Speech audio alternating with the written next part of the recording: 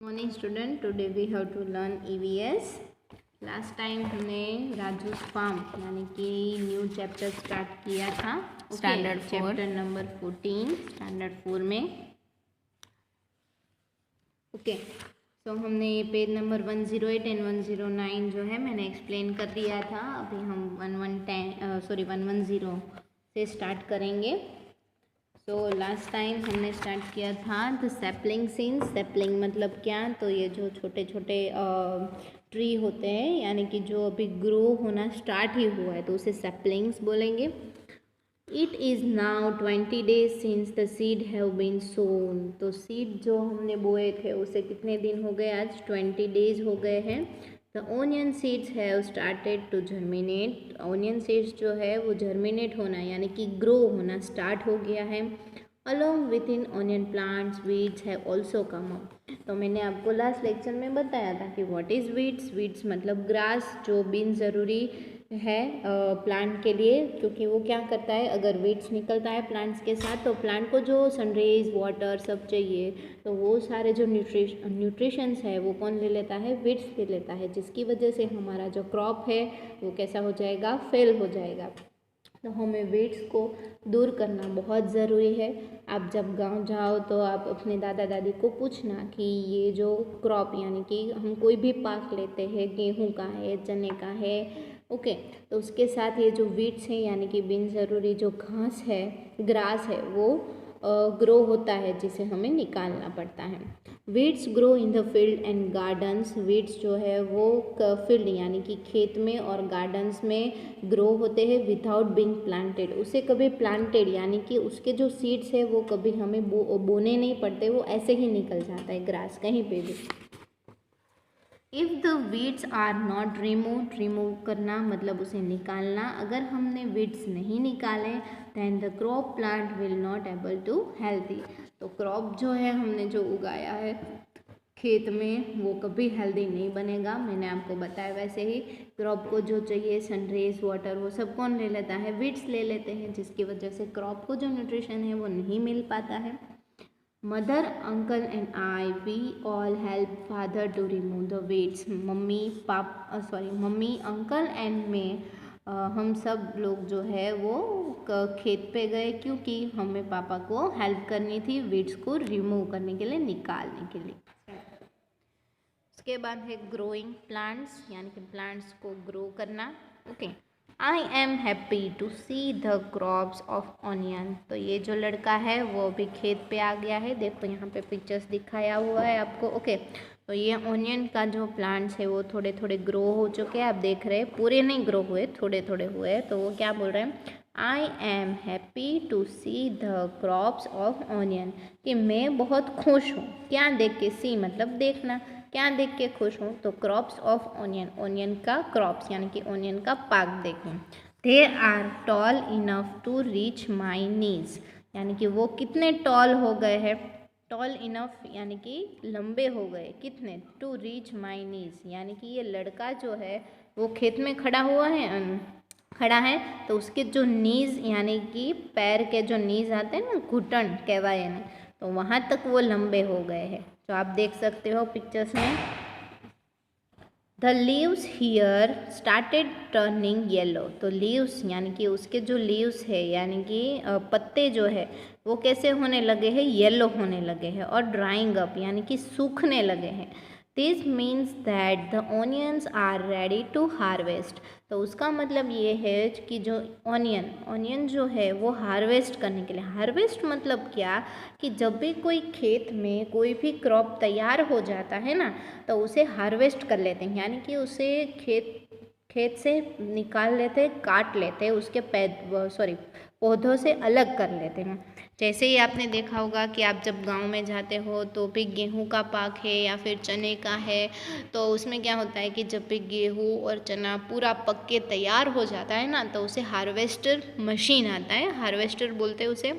तो उसे जो है वो उसे हार्वेस्टर से उसे पौधों को कट किया जाता है, बाद में उस गेहूं और चने को उसे पौधों से अलग किया जाता है। ओके। तो वैसे ही यहाँ पे इसके खेत में ऑनियन का जो क्रॉप था वो तैयार होने के लिए आया है, तो उसे ऑनियन को अभी हार्वेस्ट करने के लिए रेडी करना है। इट विल बी हार्वेस्टेड, वो हार्वेस्ट हो जाएगा। Draw any crop which you have see in the field, तो ये होमवर्क है, आपको अपनी नोटबुक में करना है। किसमें? नोटबुक में करना है कि आपको क्रॉप ड्रॉ करना है कि जो आपने खेत में देखा है। ओके। तो आप गांव गए होगे शायद लॉकडाउन में, तो आपने देखा होगा कि खेत में कौन सा भाग, आप अभी तो मोस्ट ऑफ सीजन चल रही है कॉटन प्लांट्स की, है ना, कि सभी के खेत में कपास जो है, कॉटन प्लांट जो है वो ज़्यादा ग्रो हुए होंगे। तो आपको उसका पिक्चर अगर आपको स्टिक करना है तो स्टिक कर सकते हो, अदरवाइज आपको वो ड्रॉ करना है तो ड्रॉ भी कर सकते हो। उसके बाद है डू यू नो वाई, पता है आपको क्यों? Everyone at home will have to work to harvest the onion out, हर एक को एवरीवन एट होम यानी कि घर पे जो भी है, विल हैव टू वर्क, सबको काम करना पड़ेगा। किसके लिए? To harvest the onion out, onion को बाहर निकालने के लिए और हार्वेस्ट करने के लिए। It is important that this should be done at the right time, तो ये बहुत इम्पोर्टेंट है कि हार्वेस्ट करना, ये जो प्रोसेस है वो को राइट टाइम पे होनी चाहिए। अगर हम राइट टाइम पे नहीं करेंगे तो ऑनियन जो है वो शायद प्लांट्स पे ही रहेंगे और बिगड़ भी सकते हैं। Okay, so if we are late the onion will rot in the ground itself and all our hard work will be wasted.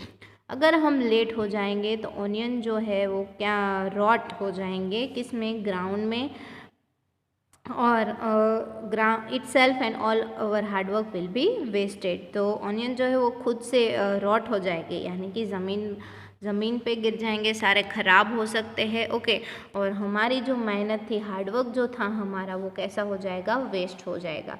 तो ये बहुत ज़रूरी है कि जब भी कोई हम क्रॉप्स लेते हैं खेत में, यानी कि जब भी हम कोई पाक लेते हैं खेत में, तो उसे सही टाइम से सारी प्रोसेस करनी बहुत ज़रूरी है। उसे पानी देना टाइम पे, या और उसमें से वीड्स निकालना टाइम पे, और वो जब ग्रो हो जाए अच्छे से तो उससे हम हमारा जो क्रॉप्स जो तैयार हो गया है उसे हम ले लेना चाहिए, जिसकी वजह से वो जो है वो ज़्यादा ख़राब ना हो। ओके, देखो यहाँ पे पिक्चर्स दिया हुआ है यहाँ पे। तो Raju help his father in the field, Raju जो है वो अपने पापा को हेल्प कर रहा है, किस में? खेत में। Do you help the elders in your family in their work, कि आप अपनी फैमिली में आपसे जो बड़े हैं तो उनको आप हेल्प करते हो उनके काम में। In which work do you help, आपने कौन कौन से काम में हेल्प किए? लाइक आपके घर पे आपके दादा और दादी माँ हैं, आप तो सिटी में रहते हो तो आपको खेत पे जाने की ज़रूरत नहीं है, सो आप अपने दादा और दादी माँ को हेल्प करते हो या नहीं हेल्प करते हो? अगर हेल्प करते हो तो कौन कौन से काम में करते हो, तो ये आपको यहाँ पे लिखना है। ओके, ये भी आपका होमवर्क रहेगा। यहाँ पे आपको लिखना है कि आप अपने दादा और दादी को कैसे हेल्प करते हो।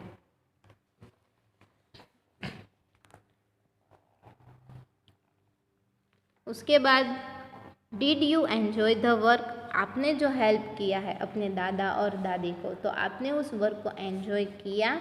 यस या नो? तो अगर आपने एन्जॉय किया है तो यस, अदरवाइज आप लिखेंगे नो।